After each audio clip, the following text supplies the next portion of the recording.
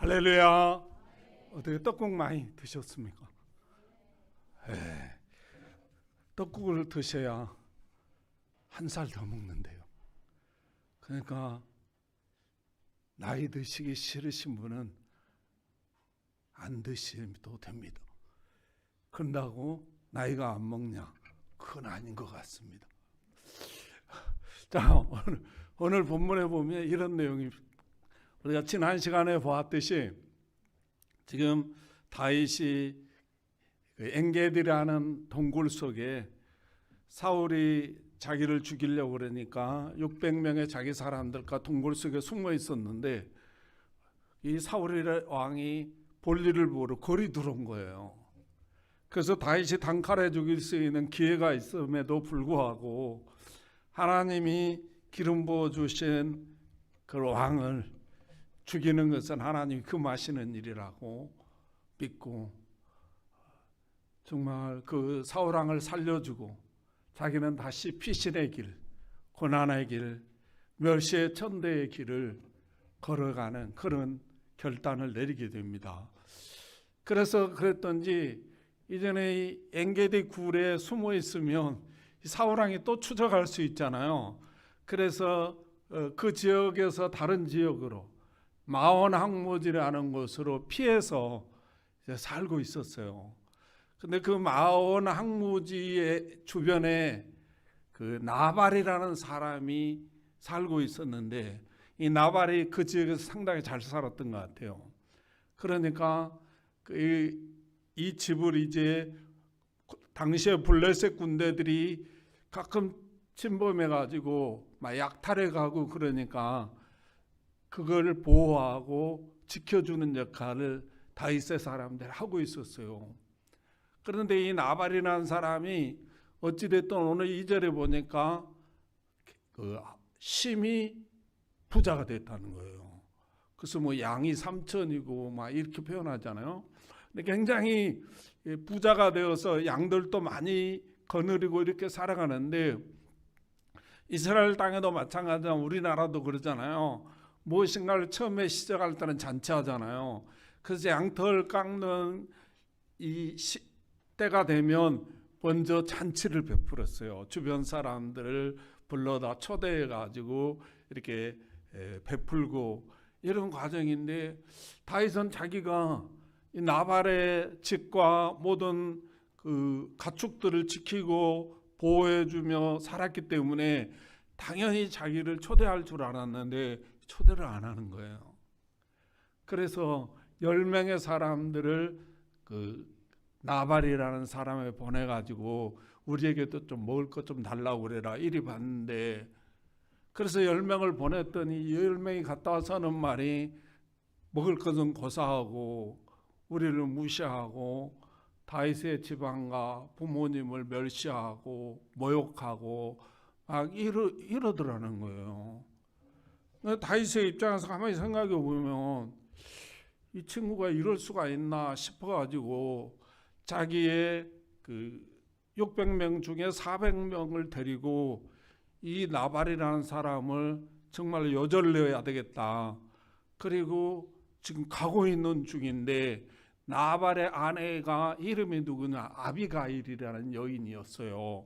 그거 외울 필요 전혀 없어요. 쓸데없는 거 외우면 공부 못하는 거라. 외울 것만 외워야 공부를 잘할 수 있는 거예요. 근데 아비가일이라는 아내가 있었는데, 이 아내가 들어보니까 이 다윗이 400명의 사람들을 이끌고 자기 집을 여절내려고 쫓아온다는 거예요. 그래서 음식을 해가지고 이제 다윗이 오는 길로 쫓아가서 그 앞에 엎드려 가지고 지금 다윗에게 용서해 달라는 거죠. 그 표현을 28절에 이렇게 말해요. 28절입니다. 28절 한번 보세요. 주의 여종의 허물을 용서하여 주옵소서. 여호와께서 반드시 내 주를 위하여 든든한 집을 세우시리니 이는 내 주께서 여호와의 싸움을 싸우심이요 내 주의 일생에 내 주에게서 악한 일을 찾을 수 없습니다. 이렇게 변하는 거예요. 다시 말하면 이 다윗이 지금 나발의 가정을 요절을 내려고 400명의 사람들이 이끌고 지금 가고 있는데, 이 나발의 아내 아비가일이라는 여인이 자기 앞에 와가지고 먹을 것을 주면서 지금 뭐라고 하냐면 용서해 달라는 거죠. 다윗의 입장에서 보면 자기를 모욕하고 뭐 이런 건 괜찮다는 거죠. 그건 참을 수 있는데, 보니까 자기의 사람들을 모욕하고 막 이러는 거예요. 그래서 도저히 참을 수가 없는 거죠.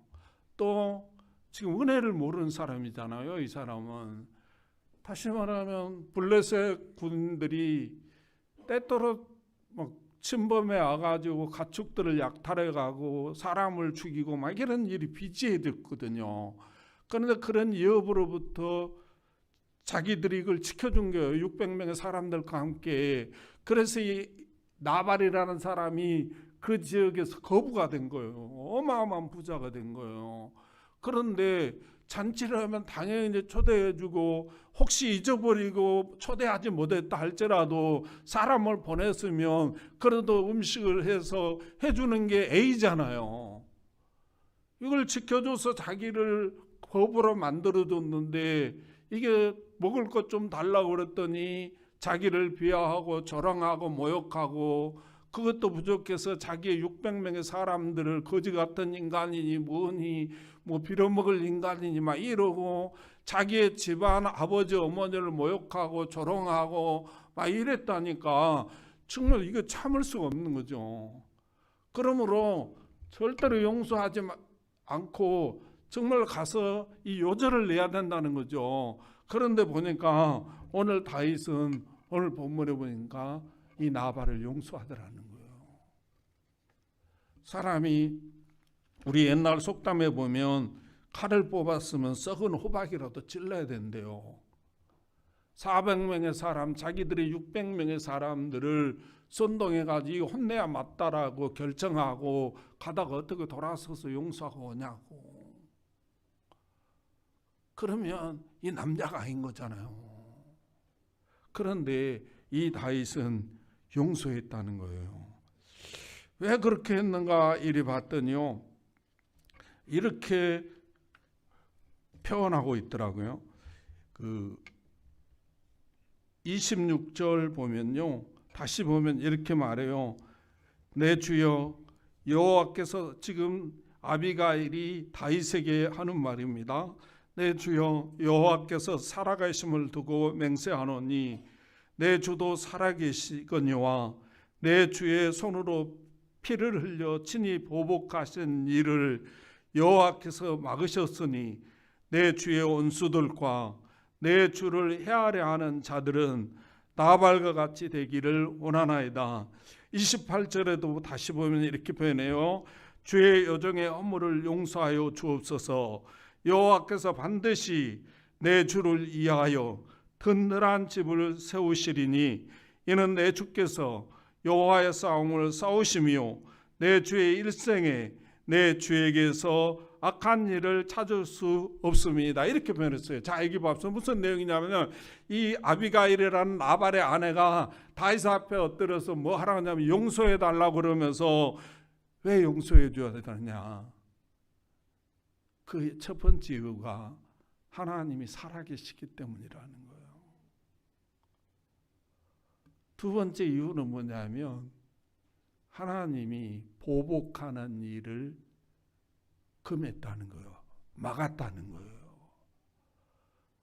세 번째가 뭐냐면, 이 하나님이 살아계심을 믿고 보복하는 일을 멈춰야 하나님이 당신의 집을 든든하게 세워주신다는 거예요.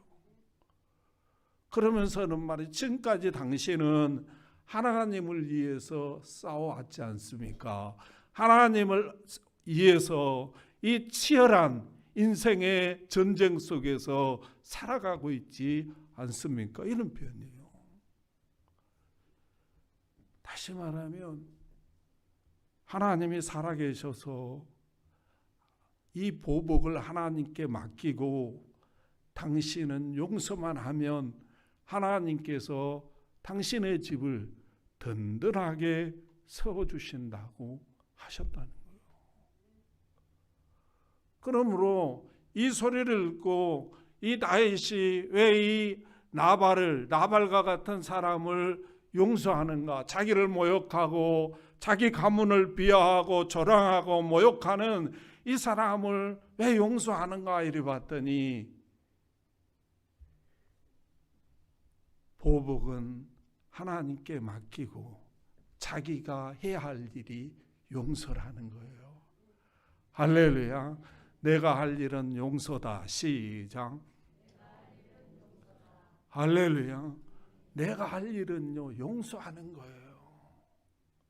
그러므로 사랑하는 성도 여러분, 저와 여러분은 이 땅에 살아가면서 아무리 나를 조롱하고 비하하고 모욕한다 할지라도 그 보복은 하나님께 맡기고 용서하며 살아가시기를 주님의 이름으로 축복합니다. 이게 우리 주님의 모습이라는 거예요. 우리 주님은요, 우리의 주님은 이 땅에 와서 삶을 가만히 이렇게 들여다보며 어떻게 사는가 봤더니요, 이 땅에 우리 주님이 하늘 영광 보좌를 버리시고 이 땅에 오신 게 뭔가 봤더니 우리를 용서하기 위해서 오셨어요. 그런데 요한복음 1장 11절을 보니까 자기 땅에 오매 자기 백성이 영접하지 않더라는 거예요. 아무도. 그리고 이 땅에 살면서 자기를 용서하기 오기 위해서 온 이 주님을 무시하고 멸시하고 모욕하고 말할 수 없는 수치와 저주를 퍼붓고 있다. 그러므로 우리 예수님 입장에서는 당장 요절을 내버려야 되잖아요.